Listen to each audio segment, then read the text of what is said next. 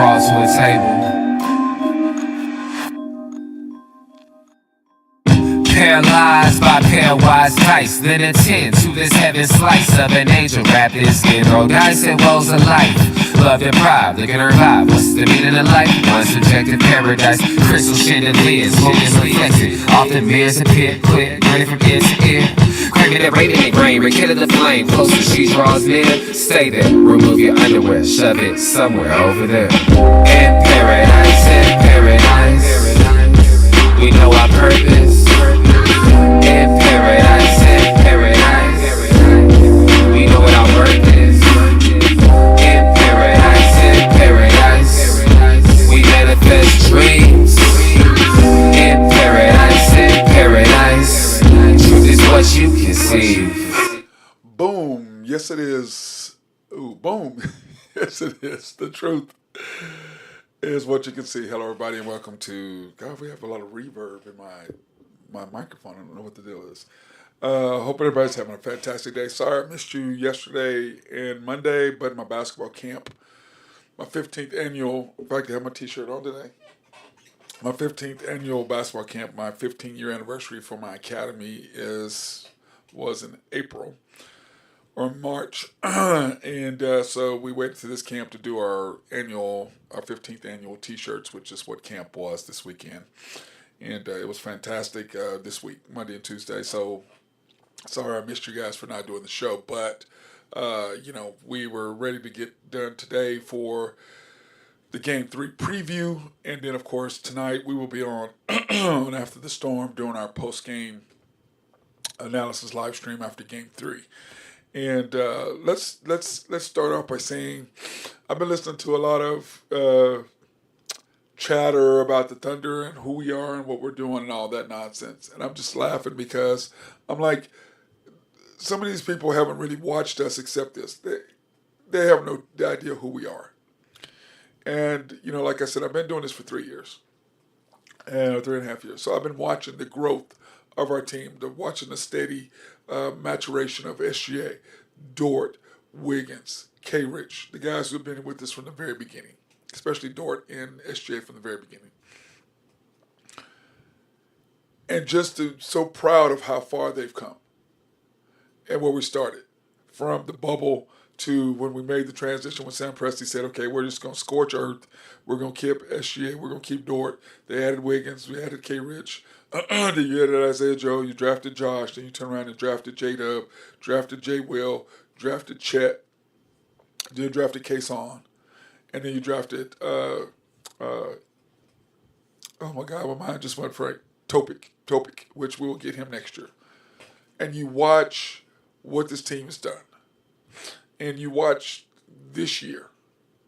And when you look at this team and you look at everything we've gone through with injuries, with Chet being out, Ihart being out, Caruso being out, which, by the way, is the only reason why he was not on the all-defensive team, is because he didn't qualify. Remember, you have to play 65 games in order to qualify for a postseason award, whether that be all-NBA, all-defensive team, whatever. You have to play 65 games, and he did not do that. So when you look at this team, we played without J-Dub, and and I saw the stat the other day that SJ missed 6 games. I'm like, when did he miss 6 games? When was he hurt? Now, remember, he got hurt for a little bit. He missed a couple games, and then he missed the final 3 games of the year. So I was like, I don't remember him missing 6 games.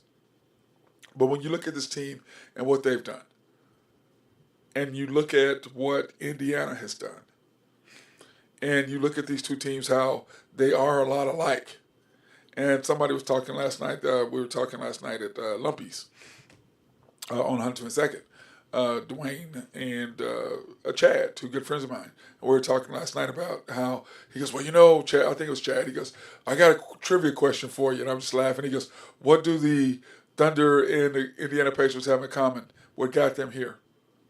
I said, really? You asking me that question, Paul George? He looked at me, he goes, of course you would know. Of course I would know. I just talked about it on the show. Paul George is the significant factor between both teams. He was traded to the Thunder, what was that, 2017, I believe, from Indiana. And then in 2019, he was traded to the Lakers. To the Clippers. And then they got, because of that, in 2019, I think is when they traded and they traded Sabonis to Sacramento and got Tyrese.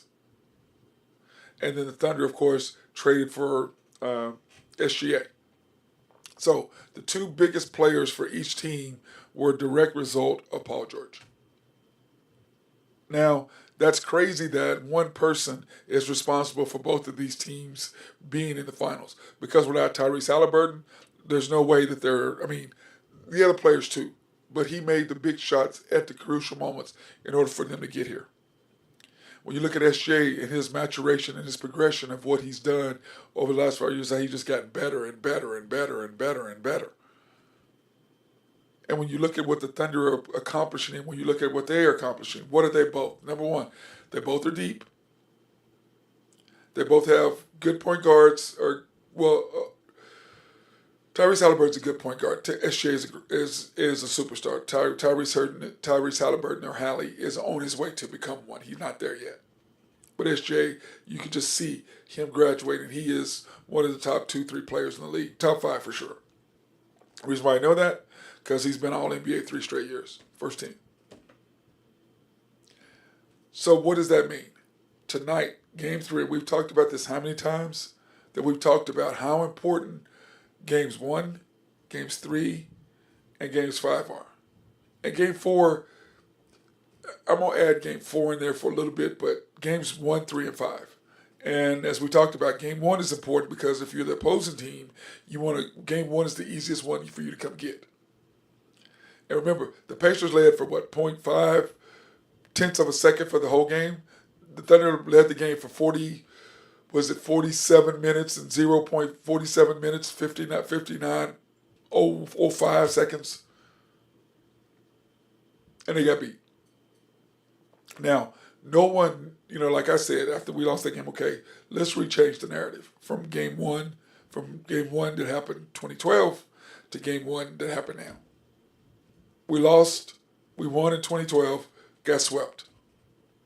We lost this year. How come we can't go to the sweep them? Now, I believe it's going to be 6 games. But I'm going to say this. If the Thunder win tonight, which I do believe they will, I believe that Indiana, if we continue to do it the way we've done, remember, we were up 15 and didn't close out game 1. And then we were up and everybody gripes about Rick Carlisle. They were only down 17 and he pulled them with 5 minutes to go. They were not coming back in game 2 or 7 minutes, whatever. They were not coming back. They got lucky in game 1. And as Rick Carlisle looks at it, hey, we came here and got what we wanted to do. We got a split. Now, like I said, game 1 is what? It means now all of a sudden you have home court advantage. But here's the difference between what happened in New York and what happened in Cleveland. They won both games on the road. They didn't win both games here. They split. And we were dominating in both games. It wasn't the game 1 was closer because they came back at the end. You're not coming back there against us. And I said that after we beat Minnesota, my biggest fear was that we were going to be out 7 days. That was my biggest fear, as that we were going to be out 7 days. And you could see the rust. But in game 2, SGA was more efficient. We were better players. The role players stepped up. Now, that being said, game 3, what does game 3 mean? Game 3 means, number one, that whoever the opposing team was, the visiting team in game 1, now they have home court advantage. So they have 3 games at home, and if they win all 3 games, they win the chip, which means games 3, games 4, game 6, they win the chip. So you wrestled away home court advantage from the home team. Now, what game 3 means to the home team that lost game 1, that means that you have to come back and you got to win game 3. Now, remember in the Denver series, what happened? We gave them game 1. Just like this series, we gave them game 1. They can say they beat us, we gave that to you. But you took it. Game 2, we didn't destroy them like we did Denver, but at the same time, the game wasn't close. It was no question that we were beating them. It wasn't close. And then game 3, what happened? We lost in overtime because SJ couldn't close the door. That's why we got beat. He couldn't close the door. He couldn't make shots. Game 1, he missed the game-winning shot a game to send us up by 3. He missed that shot. A North shot he makes 9 out of 10 times. But he missed the one time that counted. And what do I say after game 1? I was happy because whenever SJ does something like that, the next 2 to 3 games, he just kills whoever he plays. He does. You go back and you look. If he has a bad game or he does something, the next 2 games he's dominant. He was dominant game 2. I think he'll be dominant tonight. He was much more efficient, and we'll go over what SGA's numbers have been. So when you look at this, and you look at the totality of what I said, game 3 is important because for the Thunder, hey, Angel, what's going on? For the Thunder, they have to. They don't have to. They need to win game 3 to wrestle back home court advantage. Number 1. Number 2, if they win game 3, or when we win game 3, which I do believe we'll win tonight, but we win game 3, then all of a sudden all the pressure is now on them. Talking about the Pacers. They have to win this game. They need to win this game. It's a must for them to win this game because if they lose to us again in the same way that games 1, games 2, and games 3 have been, except they came back in game 1, they're done. They're done. They realize if we beat them tonight, then game 4 is just the amount of pressure that will be on them at that point would be enormous. So it is way more pressure on them to win game 3 than it is on us. Because remember, we lost to Denver in overtime. What did we do? Came back, won game 4, game 5, then game 6. Nobody showed up at SGA. No Dort, no Wiggins, no J-Dub, no Chet, no J-Will, no iHeart, no Caruso. Caruso did. It was Caruso and SGA. Let me straighten that up. It was Caruso and SGA played. Everybody else was a no-show. And Denver beat us, and then we came back, and then everybody showed up, and we kicked their butts. And so when they look at this, and everybody hear all these pundits talk about the Thunder, guys, they haven't played their best 100%. Talking about the Pacers. But they played as good as they could in the final 9 minutes or 8 minutes to win game 1. That's the best they could play, and that's the worst we could play. We shot 39%, or 37 or 39%. They had 25 turnovers. Now you go back and you look at the amount of games that we had a team with 25 turnovers. How bad did we beat that team? We killed them. This game, they out-rebounded by 17 rebounds in the first game. We came back, corrected all that. 25 rebound difference. They only had 15 turnovers. And everybody talks about Halliburton not getting out in transition and doing all this. I'm sorry, excuse me? We are the number 1 defense in transition. That's why they're not getting transitional baskets like they did against the Knicks, like they did against Cleveland, like they did against Milwaukee. We're number 1 in preventing that stuff. Halliburton, I think, has had 1 transition layup. 1. We get back on defense. Everybody. From SGA on. Everybody gets back. Angel, I think if Shea hits a game-winning shot anytime in this series, he's an instant legend. Excuse me. Angel, I believe that, we had this discussion. I don't know if we had it on the show. Maybe Nathan and I did have it on After the Storm. We talked about that. The best player in the history of the Thunder, of Oklahoma City Thunder, is Kevin Durant. That's not even up for discussion. For you people who are Russell fanatics, y'all are idiots. I'm calling you idiots. Your best player is Kevin Durant. Forget, you can get Russell all you want to. Your best player ever is Kevin Durant. That's end of story. If you know anything about basketball, you would never say Russell Westbrook in front of Durant. You're an idiot.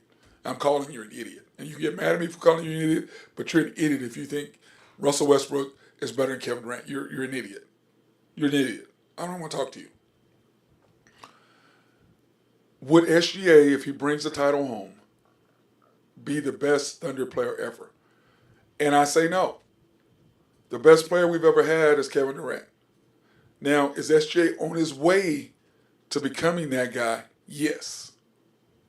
But the best player we've ever had, to me, Kevin Durant's going to be a top 10 player, one of my top 10 players of all time when he retires.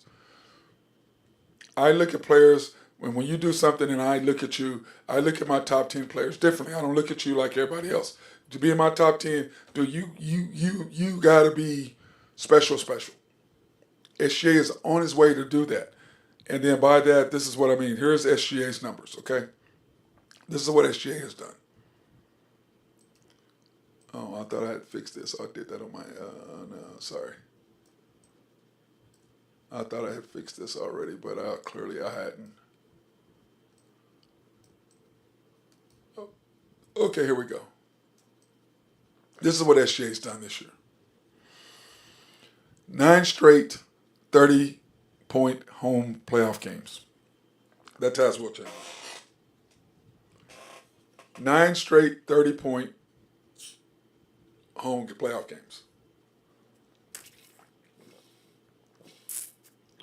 Most points scored in his first 2 NBA playoff games, NBA Finals games. 11 30-point, 5-assist games in the playoffs. He ties LeBron and Jordan. That's the only 3 to ever do that. Now, of course, I believe he's going to break that. Because remember, this is just game 2. So I believe he's going to break that. Scored 30 points and 5 assists in 84 of 94 games this year, of the Thunder's 94 games this year. Now remember, he's played in 94 games. The Thunder have played 100 games, but he's only played in 94 games. So he scored 30 points and 5 assists in 84 of his 94 games played this year. That's crazy. 30 and 5. He's had 72 consecutive 20-point games, which ties KD. And Michael Jordan and him are the only players to average 30 points and shoot 50% for 3 straight years. That's who you have as your leader. So, once again, the greatest player we've had in Thunder history is Kevin Durant. SGA is on his way to being the best Thunder player ever because of the simple fact if he brings a chip home, KD didn't. That's number 1. Number 2, remember KD was the scoring champion 4 out of 5 years. SGA is his first one. Led the league in scoring. So you got to look at those things. But that being said, KD won MVP, SGA won MVP. But this year, SGA, if everything goes right, he will be the scoring champion, the MVP of the league, the MVP of the playoffs, and win a chip. I think only 7 people have done that. So, or not, I don't even think it's been that many. Have been the scoring champion, won the NBA title, was the MVP of the league, and was the MVP of the playoffs. I know Jordan did it 5 times or 4 or 5 times, something stupid. So when you look at that, it's crazy. And then on top of that, I saw this other stat that said of the players who were MVPs, Allen Iverson is the only one who led the league in scoring that did not win the chip. Because he got beat by the Lakers and Kobe and Shaq when he played with Philadelphia. And he got the Sixers there by himself. And he could have easily been the MVP, and had he not got hurt, it's still questionable whether Ty Lue hurt him or not or whatever. But the bottom line is that's Allen Iverson. That's who you sit SGA in with. But look at these numbers, guys. 9 straight 30-point home playoff games. Ties Wilt. Most points scored in the first two career playoff finals, 72. 11 30-point, 5-assist games in playoffs, ties LeBron and Jordan, which he'll break that. Scored 30 points and 5 assists in 84 of his 94 games in 2025. Thunder played 100. So if you want to say 84 out of 100, that's fine.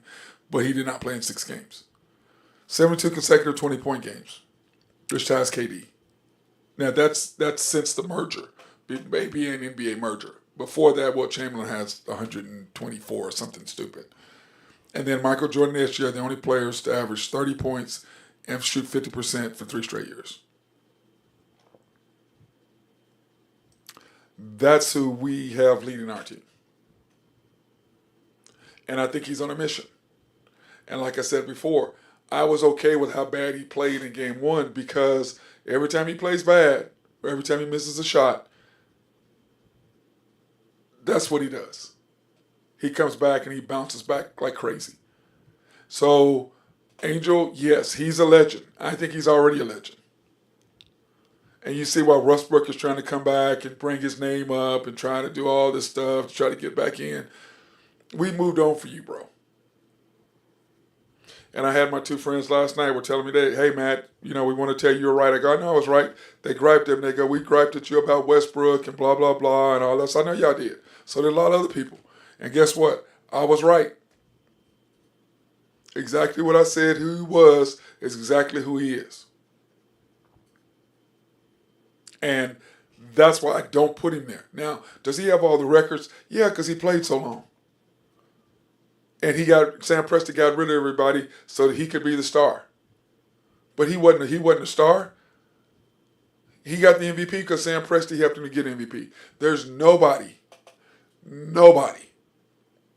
that looks at Russell Westbrook and go, he was the best player in the NBA that year. Everybody says, yeah, he won the MVP because he had a triple-double, first one in 50 years or whatever crazy number it was.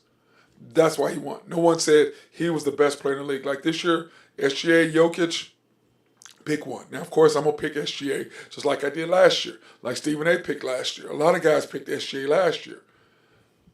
As MVP. So when you look at the differences between the Thunder and between the Pacers, that's the difference that I just showed you right there, that guy.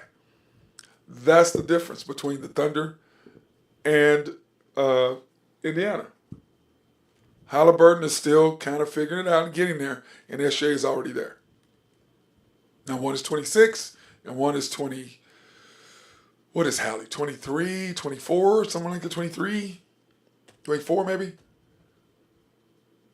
He will get there. And these two teams are deep bench-wise, like I said in the beginning. But the Pacers bench is about scoring.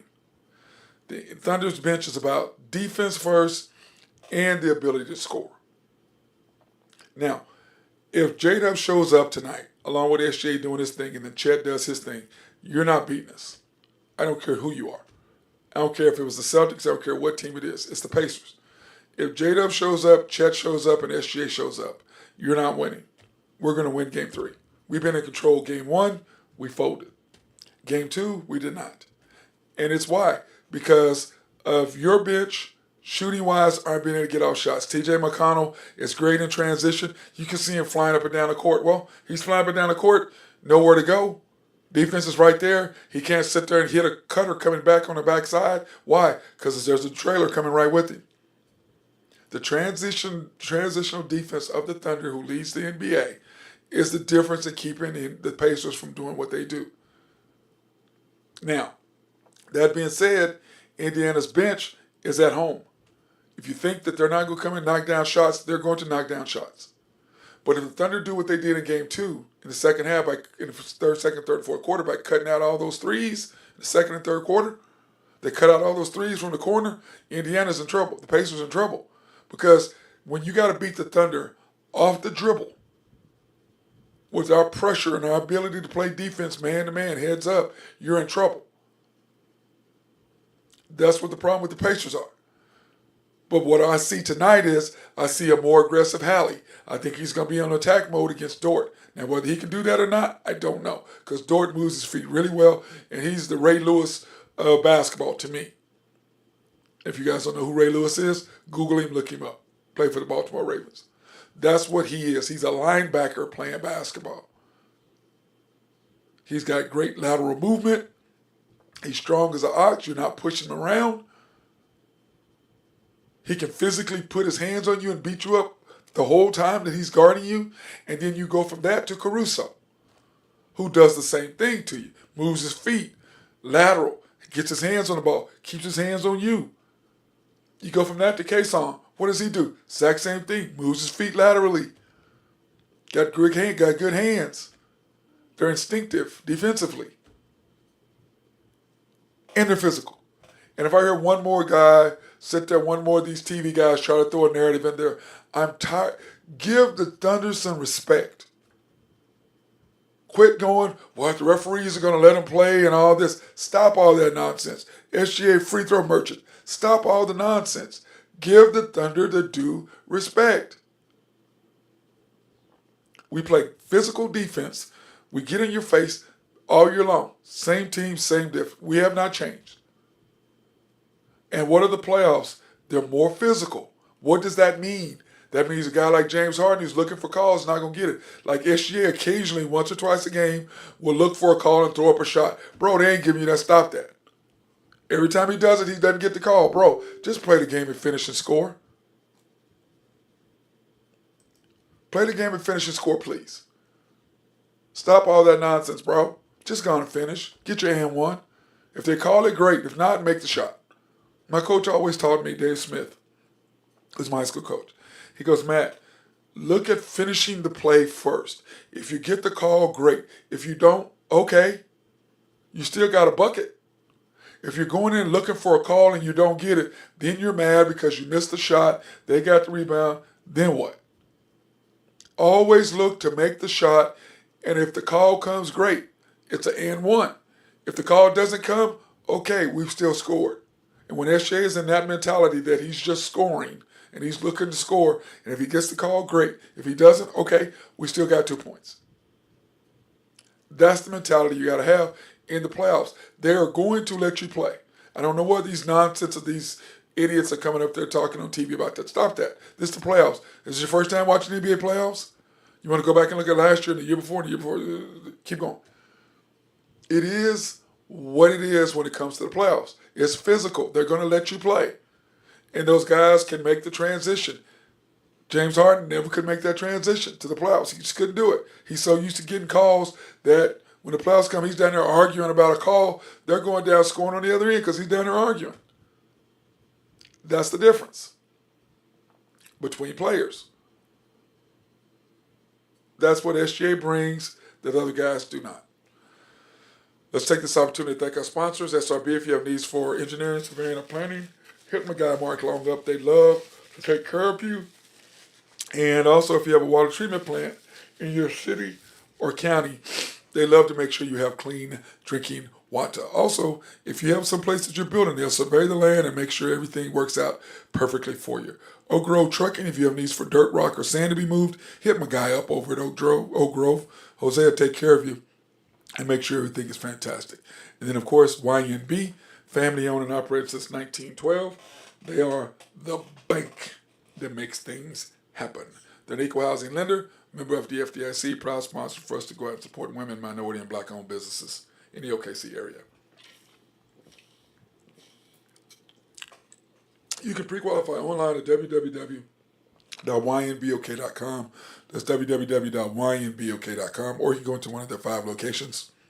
The main bank, as my guy Rady Wright says, the commander, to get your YNB waters.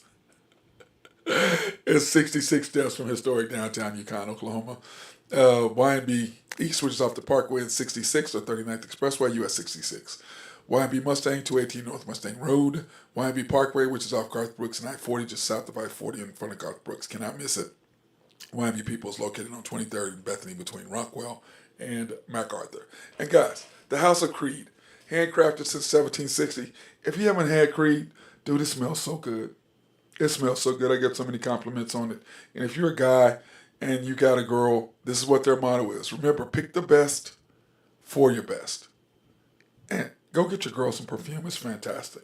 Go to the Dillard's location in Penn Square Mall. Tell my girl Beth, one of the people that Matt Clark sent you, and they'll give you samples. And I'm just going to tell you, it is fantastic over there. It really, really has got some good smelling stuff. I really, really like it. And then, of course, Woodland Hills Mall in Tulsa, Town East Mall in Wichita, Oak Park Mall in Overland Park, Kansas, Park Plaza Mall in Little Rock, South Plains Mall in Lubbock, and Westgate Mall in Amarillo, Texas. I still have not been to Amarillo for whatever reason. I don't know why. But I have not been there, which is kind of weird to me that I haven't been to Amarillo yet. It's kind of weird, I think. You know? It really is. It's weird to me. But let's look at the game tonight. Okay, we talked a little bit about it. Let's look at the odds. What do the Vegas says? What does Vegas say about the game today? This is what Vegas says about the game. Thunder at the Pacers. Pacers plus 5.5, 227. That's a lot of damn points. Now remember, the Thunder were plus 9.5, lost. Excuse me, minus 9.5, lost game 1. They were minus 10.5 and won game 2. Now I believe the unders have hit in both games. And 227, that's a lot of points, I think, for these two teams to me. Okay? That's a lot of points for these two teams. Just my opinion. But the Pacers plus 5.5 tonight. Uh, I think the game is going to be close in the very beginning. And if the Thunder can just weather the storm right from the very beginning, because the Pacers are going to come at them. If they can do that, I believe the Thunder will win the game. And I think they'll win it by more than 5.5. And then someone has said that if it's a close game in the last 2 minutes, who do you like, the Thunder or the Pacers? I like the Thunder in the last 2 minutes. I think that game that we got away, that was a game that I said that the Pacers are going to win it just the one because we were rusty. 7-game lead. I mean, a 7-point lead. Excuse me. With the Thunder not staying off for 7 days, not 7-point lead, being off for 7 days, I was worried. And the Pacers did what they needed to do. But if you think the the Thunder are going to fold again, you're crazy. SGA is going to do what he needs to do. He's rolling, and they're smelling blood in the water. I can promise you, they're like sharks right now. They're smelling blood in the water. That's why I think the Thunder are going to win. Whether it's a close game or not, I don't really see it being that close of a game. And this is why. Because, oh, hey, Angel, what'd you say? People talk about how the Pacers are like Detroit and OKC are like the Lakers. No, I think that's completely opposite of that. The Lakers, the Thunder are more like the Detroit by playing defense. But it's the way different because OKC has team play and it takes from people who don't watch the game. Oh, I agree with that, Angel. But Detroit played defense and they came in and they hit them in the mouth and the Lakers just weren't ready. And they got beat. The Thunder have been the best team in the league all year from the very beginning. They've been on a mission because of losing last year to the Mavericks. They've been on a mission.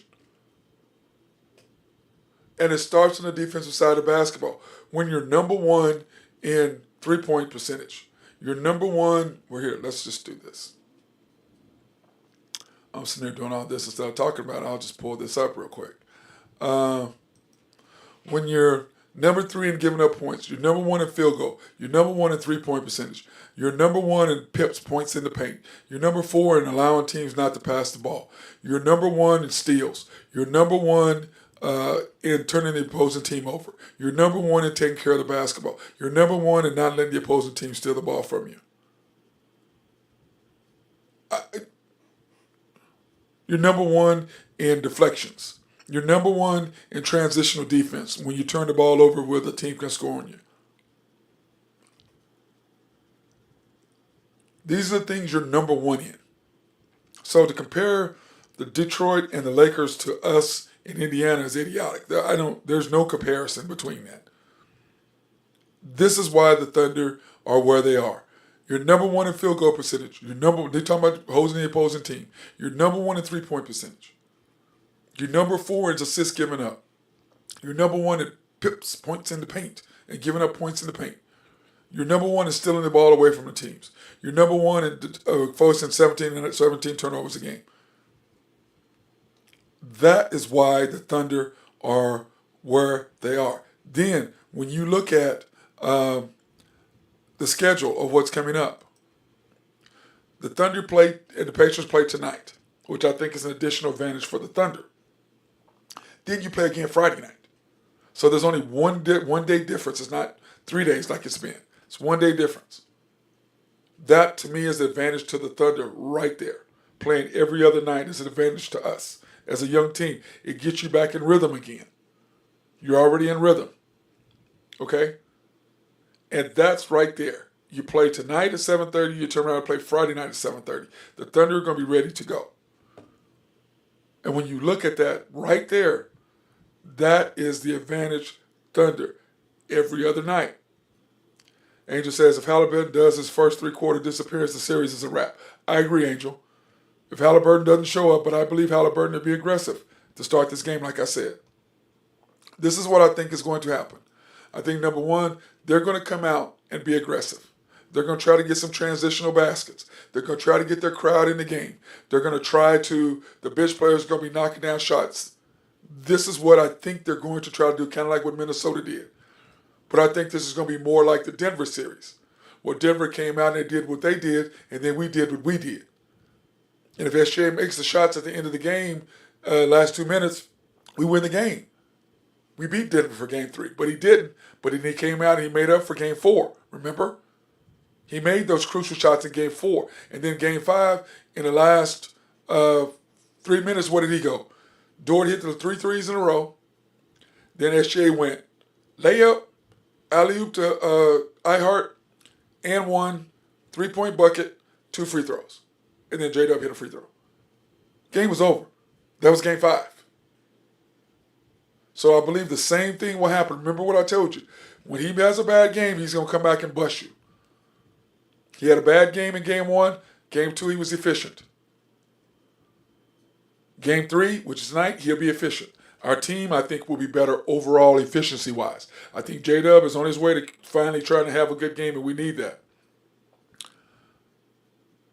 Let me see. Angel says it looks like Bryant, Thomas, and Toppin taking more threes than Hallie. Oh, yeah. They're going to have to. Hallie he's not, between Dort and Caruso and Kason, he's not getting shots off. And then when you got SGA guarding him, SGA ain't no slouch either. Remember, he's averaging 1.8 steals a game. He ain't no slouch. There's no out front. Out front in our perimeter, the biggest weakness you have is Isaiah Joe. He's the weakest link of all of them. It's not SGA. It's not J-Dub. It's not Dort. It's not Kason. It's not Caruso. It's not Wiggins. It's not K-Rich. It's not Chet. It's not Ihart. I mean, Hallie better has a chance just wasting possessions. Agreed. Hallie has a hard time getting a shot off against Chet, beating Chet one-on-one. Why? Because what do all our players do? Move their feet. They're all great laterally. And because they're great laterally, it hurts. It's hard for other teams to score against us. That's facts. But I think that they're going to come out and they're going to try to do what they do. And it's either going to be the Denver game or the Minnesota game. Now, remember, in the Minnesota game, the first 2 games, they were wide open and missing threes like crazy. That's not what happened in these last 2 games against us. The first game, they shot damn near 50% from 3. The first quarter, they came out doing that. All of a sudden, we shut all that out. The double bigs made a difference, playing the double bigs. And all of my criticism of Dagnall, which I beat him up on his bad stuff, but then I give him his flowers. When he finally does what the commander, Randy Wright, always wants to do. Where's our double bigs? Play to our strengths. Now, when you do play Bryant, and you can afford to play Ihart and Chet together, but I think you play them together anyway for a little bit, just for the one thing of rebounding, number 1. Number 2, Chet can guard the 3 and get out there and make it tough. And if it's Ihart that got in the body, you go by him, you've got Chet sitting there. And then the way our defense rotates, you don't get that many wide open looks from 3. They're going to have to make those threes.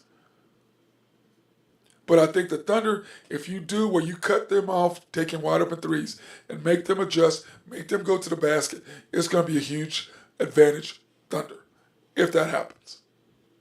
But if you think that Indiana's not going to come out at us, yes. But I'm going to say this. I agree with SGA. I love playing on the road. I prefer it at home because it's not like your home crowd. But, bro, there's nothing like when you can make the opposing team go, shh, what Halliburton did to us in game 1. There's nothing like that, guys. There's nothing like that. When you got 18,000 fans or 15,000 or 30, whatever your number is, and you can do this and you can't hear anything. That is the best thing ever. When you go into their place and snatch one. And I know we're going to go get either game 3 or game 4. They're not going to beat us twice. We're going to go get one or the other, 100%. But like I said in the very beginning, after we lost game 1, let's rewrite the history books. Let's change the narrative. 2012, we win the first game, we lose 4 in a row. What's wrong with us now? Losing the first game and winning 4 in a row, or winning 4 out of the next 5, which I think we'll do. I think we'll win 4 out of the next 5. I just do. Excuse me, 3 out of the next 5, or 3 out of the next 4. I believe that's going to happen. 100%. I believe we're going to win 3 out of the next 4. I just do. And I've said this all year long. I don't see anybody beating us 4 times. Denver beat us 3 times, and the first time we gave them game 1. Game 3, we gave them game 3 because we couldn't make shots. Game 6, they kicked our butts. But game 1, Denver, we gave it to them. Game 3, they beat us in overtime because we couldn't make a shot. Because we hadn't played. We were out of rhythm. And I said then, the longer that series goes, the better for us. Because we can get back in rhythm. And by the time we got to game 7, we swiped the floor with them. Minnesota came in 2 days later. We were right in rhythm, kicked their butts. Then we had to sit for 7 days. Indiana came in and got game 1. We played better in game 2. We'll play better in game 3. We'll play better in game 4. Now, because we're getting back in rhythm, we're not sitting for 7 days. That's why I said it's so good that we play tonight and Friday. That's a huge advantage for the Thunder. Sitting one night is a big advantage for us. You're only on the road one night. That's a huge advantage for us. It really, really is, guys.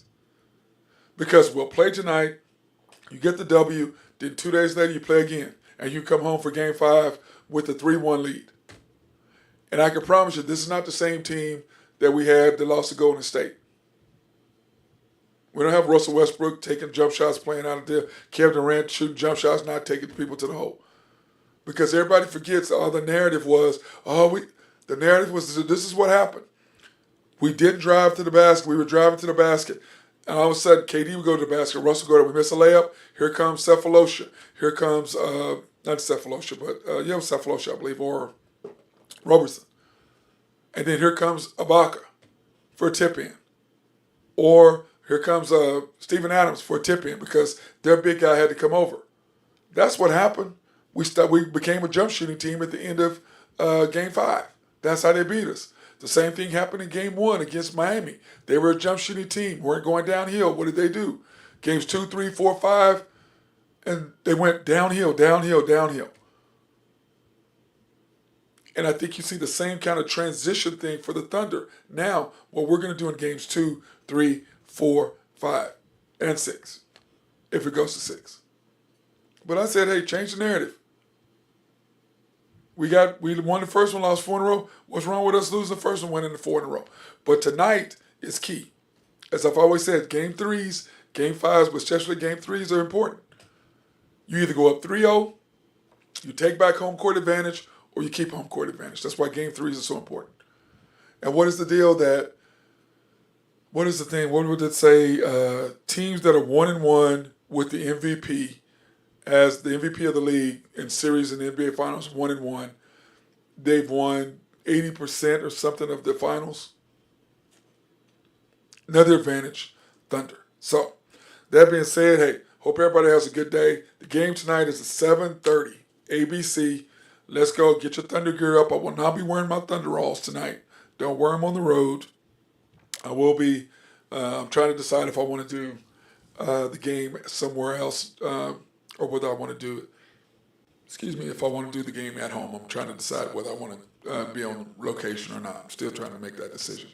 That being said, have a good night. Have a good day.